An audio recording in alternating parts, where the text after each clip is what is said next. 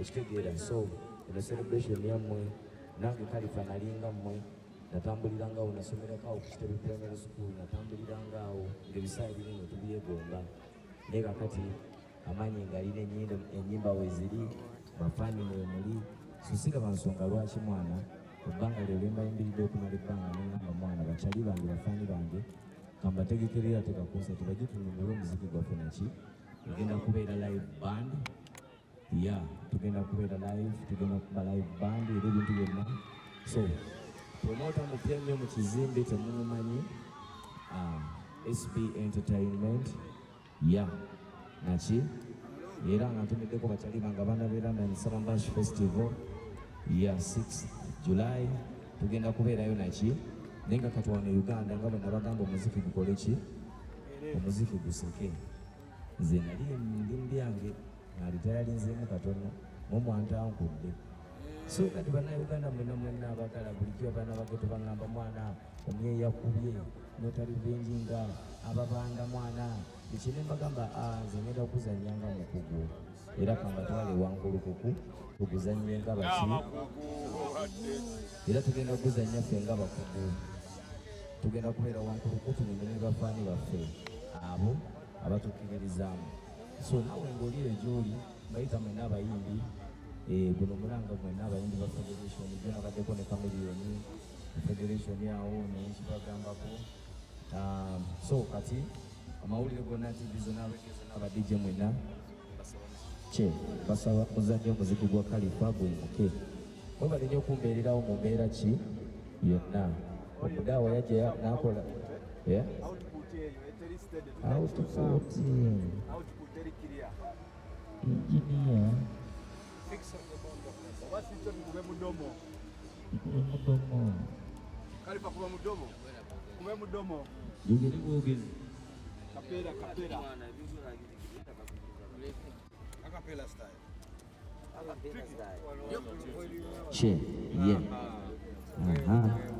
awo kiri kitya nyongere ngendeza tuli mu kinnya yongera ate njagala kubeera wano mamiririre wano alikuke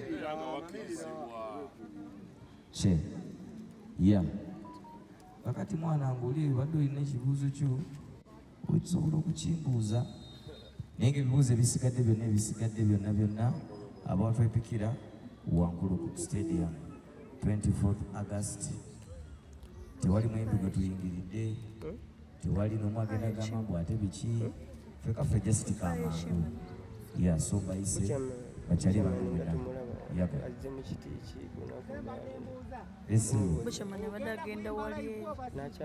sebutaata live bandi tugenda kuba live bandi shene egenda kubeeramu emirundi ebiri egenda kubeeramu emisana bagenda babaana era basereebu abaana abato bagenda kuyimbira bato bannaabwe kutandikira ddala kuba tikitoka basereebu okugenda mu bano banzanya komedi tugende mubayimbi bagenda beerawo so tekigana kuleeta mwanawo baunsinkaso bigenda kubeerawo bino zimanya mebigolwa ndi omwana agende ku musinsubu waggulu sebisana abaana bagenda kubeerawo era bagenda beerawo ne stage yaabwe saidi eri era byamisana saa 11 omuziki gukole ki gutandikise bigenda kubeera live band era buli muyimbi yenna nkubabaga ngenda kuwaniriza ku nkuba freestyle ate n'abo abali mu kukola challenge yaffe ya Sigu Osoose twabatereddewo sente zebagenda okuwangula olwo wetugenda okuzibawa tugenda okuwagamba n'omuwanguzi so naawe osobola okubuumu freestyle omuganda agenda ekwatayo Sigu Osoose open verse challenge kweri Khalifa aganaga katwogere ku luyimba lw'olupya lw'olina oluyimba olw'olupya lwewakoze lulimu layini za Chameleone zabadde nga ajja kuba mu freestyle ezigamba nti ffe tuli banene yabadde akubedde nedda si bwe kiri ddamu oluwulirize olwaffe lugamba Sigu Asoose bwe tutuuka bikyukamu baze n'abanyumirwa babukamu ezemeza zidugalamu bino biralamu owaye Khalifa concert eneze oluvannyuma lw'okubeera ng'ebadde nteeketeeke oba luvannyuma lwa luyi kakati ekikulu kati nze siri muyimbi abuuzibwa mba ngambye okutegeka ndifuna okutegeka kubanga music ki waali okitegeera bwe kiba nti nno kyaluyi naye basobola okukuba nokola ki neyakuba enyini asobola okutegeka naye bambi amaanyi maki ne waaka akyakola ki koziko nga muwane kuzangi ebisale tetunayogera ku bisale abantu bakuyingirira batya soko tuyiseemu awo ekyaffe mwana kyakubeerageto celebration tubakadde wantu wagazi okuyingira kigenda kubeera kiwaya vip kyekyo kyetaano kizike freshidadi kyeyayimbako ate tebwe ya 1 million so kati nkuwula bagagga mwenna mujje security egenda kubeera kulugulu tugenda kubeera security tugenda kuba ne security eyawansi n'eyawaggulu ajaga okuttaka n'agawaki security kitegeera so agenda kubeera geto celebration kumanze kalifa ndi mwana wa geto lwaki nkoledde eno nesigenda mbiri bifo birala obulamu bwange bwonna nze nyimba music wange omanyi ku history wene emakolos baana bekabwatuyingira ku mbyobufuzi twagalira ku representinga lubaga so kiba kyakabi okubeera nga nti region yaffe erina ekifo ekitusobola okukoleramu kitegeera so kyolwedde yakyogeddemu abanga ayeripiti ate no nakyoge endalowooza nkubuulire linakambula 24th August, yeah, the best of Khalifa. Okay. Nalo. Yeah. Okay, Khalifa. Tukumanyinga mbuzi. Tukumanyinga ebiseera byemabegako wakubira zi hit songs hit after hit. Waberanga ne manager Carlos, Emma Carlos. Era nga y'omu ku bantu abakutambulirangako oba abakukwasaganyizanga ddala mu management mu buli kimu. Ate kati oluvannyuma lw'ebibaddewo ng'otegeka concert tumulabye nga ate saawa zino yali mu kakuyege w'okubeera nga ate n'enteekateeka era yaziri mu mwazidiŋŋanye ye manajawo azzeemu okubeera manajawo oba just concert oyo kyali wange patana wange ekitegeera kubanga we twazimba ekintu kimwe twali tuzimba Khalifa eyali talina kyali afuuke Khalifa omusajja asobola okweyimirizaawo asobola okubeera brand gyoyogerako mu industry ekituukirira Somo lutukira bulimu nafuna ebirooto biki Khalifa nenjagala okutandika okumanaginga abayimbi nange bad character Emma n'agenda mu good life so Emma is a friend nti bwembeera n'ekintu kyenjagala okuyisaawo oba kyenjagala nga kiri tekiniko bebamu ku bantu abamu abamanyi Khalifa they know the roots okitegeera they know the gears and pulleys behind mwe okumulawo obulabi Khalifa okitegeera so I always consult him. Chali wange twafuuka bakyali twava ne ku level register nti byaba manager nti twafuuka bakyali nti buli omu abeera alina kyayagala okutuukiza buli omu ayambako munne so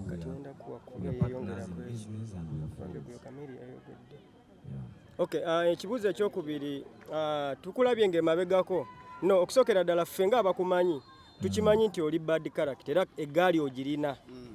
lwakuba nti nno obadde totambula nayo ne leero ate tulaba ng'okoze eki ku press conference ozze nayo era nga bawaga 3 mu bbanga 2 ku ttaka kaakati oluva mu concert ogenda tandika otambula n'eggaali kuba luli wali wasalawo ogireke nga mu kabada otambule wekka kati kibayita eggaali nze n'omunange sibya ggaali ababeera bakyali bange babeera magye gange nti nze ntambula n'abantu bange okusinziira wawendaga kyetugenda okukola bizinesi gyengenda okukola ki okutula ekitegeero nemanya nti kati bano bengenda naye sitambula nesali nti no gaali ntambule nayo just kutambula byaki tutambula nga kiri kyetagisa kubanga ng'omuyimbi sigenda kugenda mu kivulu kinene sigenda kujja mu kisalo nga bwekiti nzijenzeka kunfunirayo obulabe okitegeera so omuyimbi okutambula n'abantu abawerako ekisooka kweprotektinga kozi tulabyeko abayimbi bagwa mu bizibu ebityo nga ne ansa zaabwe nakato omuntu asobola kinyinyira okitegeera so kati omuntu watambula n'abantu be omuleka naye nga ffe tetuli nti no tukola ebyo byowulira abantu bebakola ki ffe tuli banoonyi ba ssente ate abazinoonya mu buki kyokola bategeka ebivulu nga bino. kale ffe ekibuuzo kyange ejjo olunaku lw'Jock Federation twalabye Chameleone ali mu kugamba nti Gaza ya misbehavingamu naye ng'engeri gy'ayogeramu alaga mwatuula wansi oba yamutuula wansi ne bateeseganya katusuubire nti nno Chameleone yakugasse gwe ne Gaza oba temunaba kudda mukwatagana. Nze sinakwataganako naye ekitegeera nze Chameleone tetunayogerako kintu kyonna just yawadde opinion ye ng'omuntu ekitegeera nze bwebanga bya gaali byakweragako gaali tusobola obyeragako ekitegeera naye kati nze ndi bizinensi maani ekitegeera bwereeta eggaali tetulina engeri gyetugenda naffe byakutinga ekitegeera naye nga 24 ebibuuzo ebisinga tugenda kubiddiramu wano ate n'oyo yenyini tumwinvayitinze ku show yaffe ajja akole ki ajja ayimbe kubanga alina audience agyetaaga ekitegeera audience agyetaaga omanyi bambi upcoming artist audience oba ogikola ki ogyetaaga showcase yo so kati bafani bange tebakumanyi ojjaawo omwana oyo gakuoyo ayinza okuteekamu oba nogamu akakyala akalala so kale yambayise bonna naye mulina show mwembi maaso awo mugenda kukola mutya kuba eggaali togenda kuba nayo naye tagenda kuba na train ye mugenda kukola mutya eyo anti ndongo kano tuli mu katale ka ndongo si katale ka bya kusitula byuma tetuli babbawunsa buli omu bamwise ajje akole omulimu ekitegeera so kati ngenda kujja nze era ndagenda genda nga omanyira ntula wali wennyini era nze nkwe bantu bange muki sitigimale nji mulekere mugambe ki Kalifa twalaba nga bamala okukuba oluyi wagenda ewaali eno mwali mugenza kwekubagiza mwenna ng'abakubi bwe bakuba empiro oba oli kyali wange just ogerako ne bakyalibo zati munange sibeera nnyo namukwano muwulize musajja kyaddamu ekibuuzo nti nno tubakube twogera ng'abaki ng'abayimbi ate ng'abasajja tulaba ekivulu kye ekyaggwa mwalina olimba ne Chameleone naye teyalabikako tumusuubire ku mulundi guno okujja olwo teyaliiwo omanyi kati ebya konsati bino birabo omuntu abeera ng'alinamu akanyonyi yaliwo mu Kampala kiki ekyabalukawo obutajja ku show ate nga mwalina oluyimba oluliko kibokofaya twagikolera wali ku yali kwa Kashiya awo gamba ku video premier Kalifa ogambye nti amaanyi gave mu gaali gadde mu wachana ye yaleta amaanyi mu gaali wateekayo show na kuya kwa 24 zabike bepira kyesinga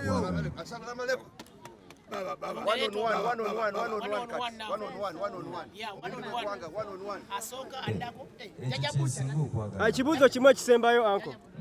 tulabye nga omu ku bageto gladiator oba ba legend nga waali buchaman olunaku olwaleero azze kuyitira ku bantu oba y'omu ku gaali ennaku zino gy'otambula naye jjajja buchono bambi kyali wange nze nakubye kalango ninga magenda kubeera wano nange ntuseewo akyali wange nsazeeko sitoba nsonga lwaki mwana mba era mwebaza okumbeererawo emu esinga 0 omukulu ekibuuzo ekisembayo aganaga abantu bakumanyi nti oli omu ku basita abambala obulungi ennyo olwo tusuubire nti ogenda tuleeterayo ekyenjawulo ekyo ekyokwambala kyo kyendekere ekyokwambala kyendekere olwo ogenda kulabako kye bayita emanzi kale kugamba gwe jangu nga 24 leeta girlfriend wo ne ekisonzi omukubirako kitegeera neiba mugambe buli omu otegeeze 24th August wankulu ku stadium the best of Khalifa posta tugi unleashinze egenda kubeera available ku platforms zaffe zonna share comment ebirungi n'ebibi ya naye nga kyekyo akafaananyi keeko akaviiri keeko kabonero omukulu assalamu alaikum. Waalaikum salam warahmatullahi wabarakatuh. Ogitonneza guna bannange ogizembulala. Ande mabega kawo mbaddeko Saudi ati ebintu byonna byonna nga birimu olulabba. Oli bulungi. Ndi stede nnyo tulikiriya nga omanyi era olwaleero kyembadde mbaleetedde kuba kuanalishinga kino ekipya the best of Khalifa faananyi kalaba SB Entertainment era ono SB Entertainment bamwegendereze yani oyo na Abitekisi simanya biki oyo promoter mpya mu katale bani abamwegendereza ba akina Abitekisi mutabani we Bajjo ate bonnamba yise bajje babeera okusho bagule ne tiketi. Oyogedde ba promoter babiri bokka b'omanyi abo. Abantu baali bagamba mbu bo munnaye bo be bategeka era bo baba tebakutegese era bo kakati kino tugenda kubalagako okitegeera katwagala kubalagako nti abantu bangi abalina ssente abantu bangi abaagala okukola okitegeera if you can't work with me someone else can come and work with me okitegeera where you don't see business another person sees a business opportunity so kati abantu abalala gwe obeera tokoze nange I'll work with someone else agano kola naawe anti bo balina abayimbi babe bategeka okitegeera kakati ate ffe engeri gye tutalina obumu butakkaanya tali ntegeka okitegeera naye nga tekitegeeza nti ye waba tategesa abalala tebakola ki oba Bajjo tekitegeeza nti abalala ye waba tategese nti abalala tebategeka nze Khalifa abantu banjagala kati nukonsati ogiraba kiringa muntu kiraba unagamba is our artist we are just celebrating okitegeere we are celebrating Khalifa the artist yabaleetera engatte ezakabe yabaleetera ki music omulungi songwriter producer so this is an appreciation for Khalifa Okay, Khalifa lwaki otandikidde na promoter mupya ng'ate waliwo ba promoter baketi tubalaba baluba ba Nobati ne ba promoters abalala lwaki otandise na promoter mupya oba ekizibu kiriko? Manyi kati ebintu by'ennaku zino bya digital bintu biralamu bintu byakyukamu si bya analogo okitegeera current problems need current solutions so kati twagala okuinviting abantu abapya kitegeere twagala business ebeere monopolized over only a few people because abayimbi bangi okitegeera eno industry erina abayimbi bangi nnyo nti nno every month buli muyimbi asobola okuholdinga concert ez'enjawulo omwaka ne guggwako nga tewali wazzeemu naye kyekiremesa because in the industry the promoters who are capable and who are willing to invest in their money into events batono tulinawo babale Balamu Abitekisi ugundi Nobati kati wuyo naye yazze wuno naye yazze SB Entertainment so there are only a few of them ate abayimbi bangi so kati abagaga abali eyo yonna think about it eno virgin business okitegeera eri very virgin you come and kujjako dekabuze and take money. Kati twagala okumanya omukulu twogereko katono ku show eno bantu kinaki bosuubira okubaawo abayimbi embeera yegenda bbeera etya? Ekisookerwako security egenda kubeera gulugulu wansi ne waggulu ntegeeza nti bamu ku ground ne mateeka poliisi egenda kubeerawo. Ekyokubiri show eno y'abafaani ba Khalifa abawagira Khalifa aba celebrating music wa Khalifa ababadde nga bamuyimbirako music wange bangi bamwekwaniddeko bantu bangi nnyo bu campus okugenda mu music baziniranga ku nyimba zange prom parties it was my music ukitegeera so kati kyo yakubanga ku prom parties nyimba nyingi ndabira wakweli kweli mina konda mama nasanga manyiga kazinda lo 4x4 good day banange just to mention but a few kakati tuddeko ku birala oli otyo oluvannyuma lw'omukulu omusima King Zali okuyisaamu zeno munango oyo simumanyi okitegeera oyo gongamba simumanyi ze manyi kintu kimu nti nno oli Kaketo yantuusaako obuvune oyo omwana talina na musango okitegeera kubanga asikaali wakuba omuntu esasani yamuteekawo era yamuteekawo okukola ki kukuuma Kaketo yani gwogamba Kabinika naye wali mba nkyogedde mu Luzungu era tewali mba sivodde era tewali tategedde Kabinika mubabuulire nga nagamba kirabo nogamba ne bamuyita gift kati Kabinika Kaketo yakoma watwalaba nti wali ogenze n'oggulawo n'omusango wakitwala bwoti wakirekawo so light kati nga nze ng'omukulembeze omutuufu omusango naguteeka mu kooti y'abantu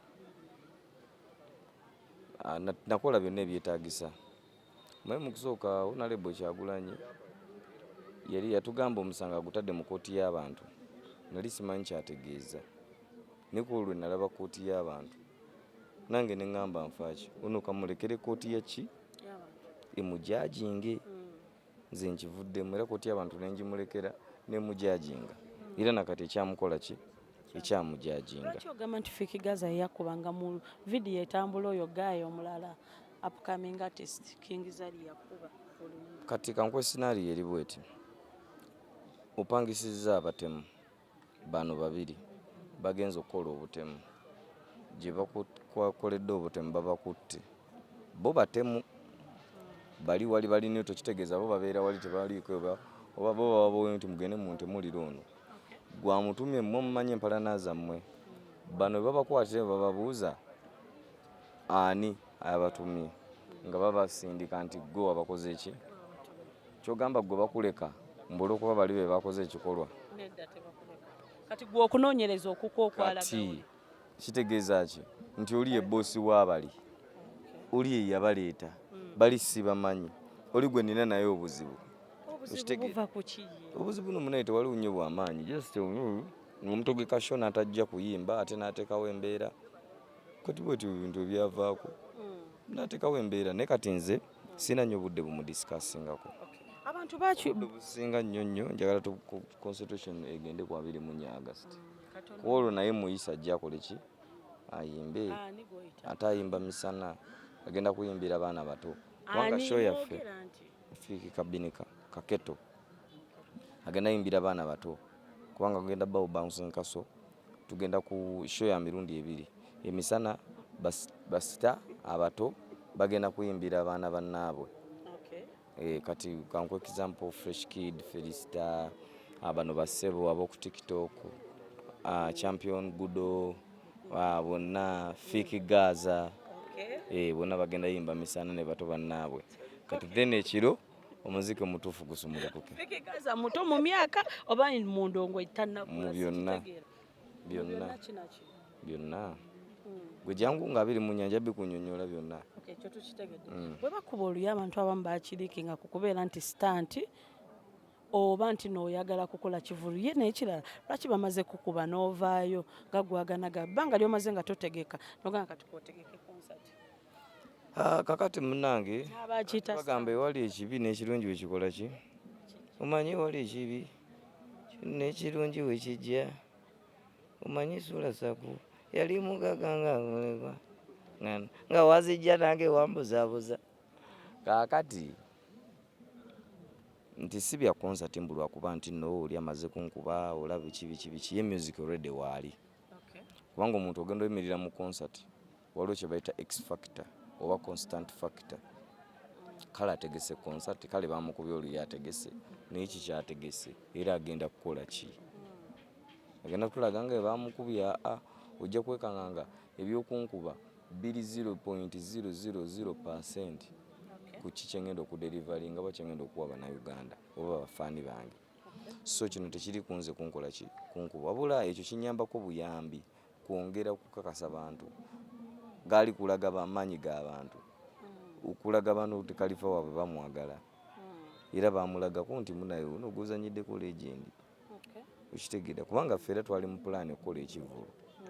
okitegeera ne just byebibizzeewo buzzi ne tugamba katukolere eddala concert bwe mumala okulopa ki ekyaddako omukulu bamunoonya musiba kiki anti kati ffe kati anti kitugambe nti nno ffe twamukwasa kooti y'abantu emujajingi ffe omwana bwe bagamba omuntu bwakuba oluyi kutama lino oleeta ne kutama ki ne Qur'an egamba oba buziramu bugamba osasira nnyo omuntu eyakafuna nga badde masikiini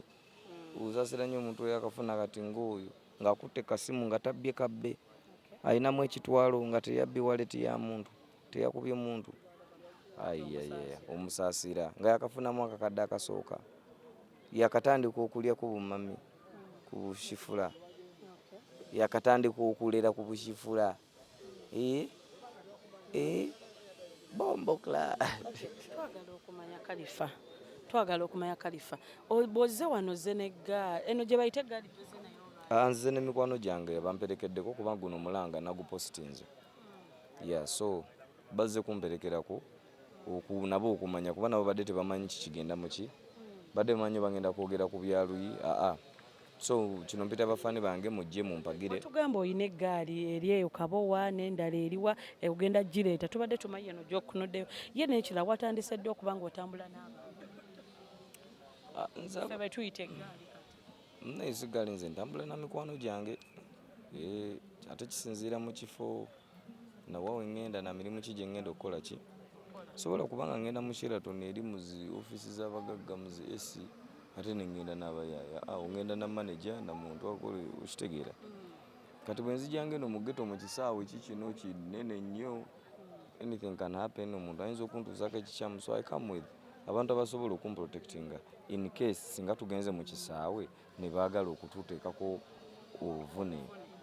tusobola nengenze nabo basobola okumala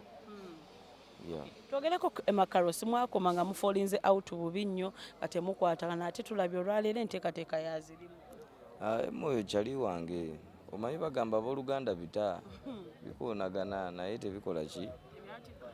so kati Emma yafuuka muganda wange twebeererawo mu mbeera yonna kubanga ekintu kino twakitandika Khalifa tumufuule brand ne tukikola ne tukituukiriza just kumaintaininga so kati Khalifa waba alina obwetaavu ng'alina kyagala oyisaawo scratch my back I scratch your back so kyali wange partner wange mu business tulaba Khalifa abantu ennaku zino basusse nnyo okufulumya ennyimba nga boolaba nti enkudi n'olaba shifula abasinga ba music bamuyita bubblegum music kyogerako ki nze munaye bubblegum music olimba lwena tabeera bubblegum kasita lokola hit a hit is a hit oba oli yakaabye bukaabye kasi teeyitawo akakodyo kali ku kimu oluyimba olufudde otya hit ye formula naye hit teriiko oba yakadongo kamu oba ya reggae oba ya dancehall era omuntu alina hit yakadongo kamu yenkanankana nalina hit ya dancehall alina hit ya siro yenkanankana nalina hit ya tekino okitegeera alina hit ng'erimu ebigambo bya buwemu yenkanankana nalina hit y'akayimba k'omukwano kubanga zonna zirina magnitude yetya zirina amaanyi geegamu era omuntu wabeera mu crowd ne baluteekayo people are going to sing along nga bayimbira wamu so ekikola hit kubeera na fact esobola bantu bagatta abavudde nawa nti n'okuŋŋanya abantu mu kisaawe ogenda oteekawo oluyimba nga bonna balukola ki balumanyi so hit eba hit oba yabuwemu oba si yabuwemu ensonga lwaki gwe toyimba yabuwemu olina yimba ey'obuwemu gwe n'okitya ye n'agumira okuswala okwo n'okumwogerako n'okumukriticizinga naye ng'ayingiza ssente okitegeera engatto eno ze ziri engatto zennyini ze boogerako mu ggwanga, era engatto eno mbategeeza ku olwo ngenda kuleetayo ate engatto empya. Engatto zino kati anti kati munnange tuli basajja batono naye nga munda tuli banene. Okitegedde? Tuli batono naye nga munda tuli banene.